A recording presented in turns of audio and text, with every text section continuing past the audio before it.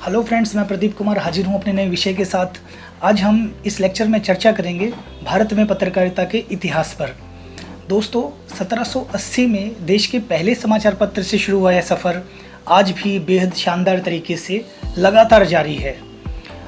दोस्तों, ये लेक्चर पत्रकारिता से जुड़े तमाम जो साथी हैं, चाहे वो BJMC के हैं, MJMC के हैं, या फिर वो UGC नेट की तैयारी कर रहे हैं या किसी एंट्रेंस एग्ज़ाम की तैयारी कर रहे हैं, उनके लिए भी ये बेहद फ़ायदेमंद होगा, क्योंकि इस लेक्चर में पत्रकारिता के इतिहास से रिलेटेड तमाम पहलुओं का बेहद बारीकी से एनालिसिस किया गया है। तो हम शुरुआत करते हैं।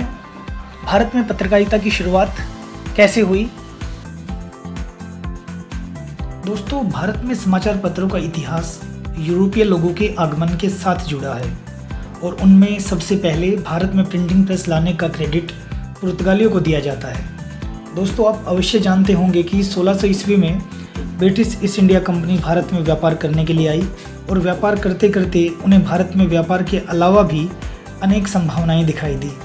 1670-80 के लगभग ईस्ट इंडिया कंपनी ने भारत में प्रिंटिंग प्रेस की स्थापना की, मगर देखा जाए तो भारत का पहला न्यूज़पेपर इसके लगभग 100 साल बाद प्रकाशित हुआ, जिसका क्रेडिट जाता है एक अंग्रेज जेम्स अगस्टस हिक्की को।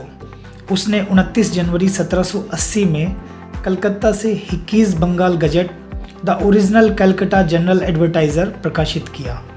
अखबार में 2 पन्ने थे और ये अंग्रेजी भाषा का पॉलिटिकली और कमर्शियल वीकली न्यूज़पेपर था। दोस्तों, हिक्की भले ही एक अंग्रेज़ था, परंतु वह भारत का पहला ऐसा पत्रकार था जिसने ब्रिटिश राज के खिलाफ स्ट्रगल किया। उसकी पत्रकारिता का मोटिव भी बहुत क्लियर था, इसलिए उसके अखबार का मुख्य स्लोगन भी यही था, open to all parties but influence by none, मतलब यह सबके लिए है परंतु किसी से प्रभावित नहीं। अपनी इसी सोच के कारण हिक्की ने लगातार अपने अखबार में वरिष्ठ अधिकारियों के काले कारनामों और भ्रष्टाचार के खिलाफ खुलकर विरोध प्रकट किया। यहाँ तक कि उन्होंने तत्कालीन गवर्नर हेस्टिंग्स और उसकी पत्नी को भी नहीं बख्शा। अंग्रेज अफसरों तक तो ठीक था, परंतु गवर्नर की पत्नी के खिलाफ लिखना हिक्की को भारी पड़ा। कंपनी के खिलाफ अखबार में लिखने के कारण हिक्की पर मुकदमे चलाए गए। जुर्माने के अलावा 1 साल जेल की सज़ा सुनाई गई। इस तरह उसका अखबार बंद हो गया, उसकी प्रेस को बैन कर दिया गया और उसे इंग्लैंड भेज दिया गया। आपकी जानकारी के लिए बता दूं, जेम्स अगस्टस हिक्की को भारत में पत्रकारिता की शुरुआत का क्रेडिट दिया जाता है। हिक्की को ही फादर ऑफ इंडियन जर्नलिज्म कहा जाता है, क्योंकि हिक्की भारत के प्रथम पत्रकार थे जिन्होंने प्रेस की स्वतंत्रता के लिए ब्रिटिश सरकार से संघर्ष किया।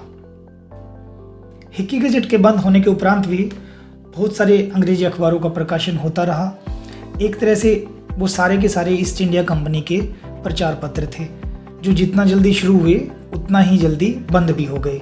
इनमें प्रमुख थे 1784 में कलकत्ता गजट, 1785 में बंगाल जर्नल, 1785 में ही अंग्रेजी भाषा में मद्रास कोरियर, 1789 में बॉम्बे हेराल्ड, 1795 में मद्रास गजट और 1796 में इंडिया हेराल्ड।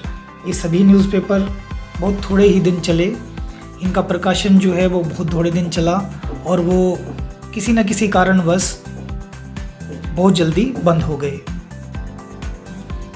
दोस्तों, 1800 से भारत में एक तरह से न्यूज़पेपर के लिए गोल्डन एज शुरू हो गया था। इसी कड़ी में 1818 में कलकत्ता के कुछ व्यापारियों ने कलकत्ता क्रॉनिकल शुरू किया, जिसके संपादन का जिम्मा जेम्स सिल्क बकिंघम को दिया गया। इस समाचार पत्र के संपादक रहते हुए जेम्स बकिंघम ने भारत में पत्रकारिता के लिए एक नया दृष्टिकोण पेश किया। इस न्यूज़पेपर में उन्होंने पहली बार स्थानीय लोगों और उनके जीवन में, समाज में जो प्रॉब्लम्स हैं, जो समस्याएं हैं, वो बेहद गंभीरता से उन्होंने उसमें कवर किया।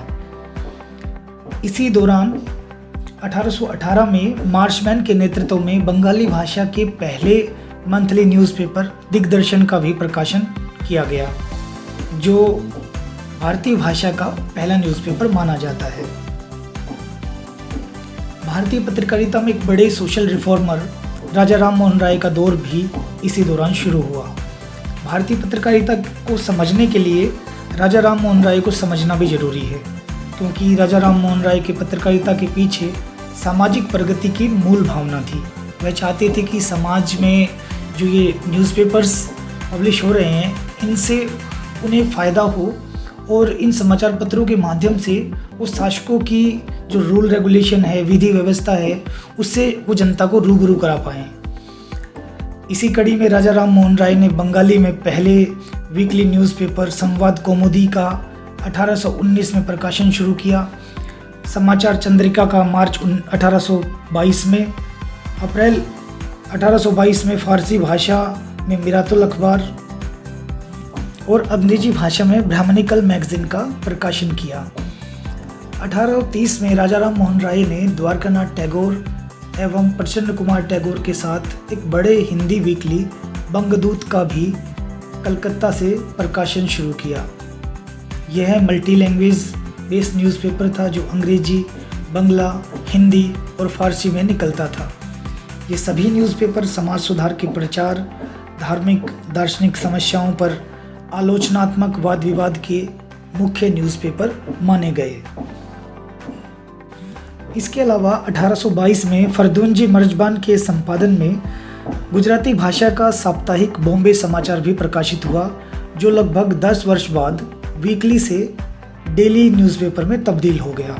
और इसकी खास बात यह है कि गुजराती का यह प्रमुख दैनिक न्यूज़पेपर आज भी लगातार प्रकाशित हो रहा है और संभवतः यह भारत का सबसे पुराना न्यूज़पेपर है जो आज भी कंटिन्यूअस लगातार प्रकाशित हो रहा है। दोस्तों, 30 मई 1826 की तिथि हिंदी पत्रकारिता के इतिहास के लिए एक उल्लेखनीय तिथि है, क्योंकि इस दिन हिंदी भाषा के पहले समाचार पत्र उदंत मार्तंड का उदय हुआ। भारत में अंग्रेजों की दमनकारी नीति जारी थी और उस दमनकारी नीति के विरुद्ध आवाज के रूप में स्वाधीनता की प्रबल उमंग से ही पत्रकारिता की नींव डाली गई थी। दरअसल अपनी भाषा के प्रति अनुराग और जन जागृति लाने के महत्वाकांक्षी पंडित जुगल किशोर शुक्ल के साहसिक प्रयासों से ही हिंदी पत्रकारिता की नींव पड़ी।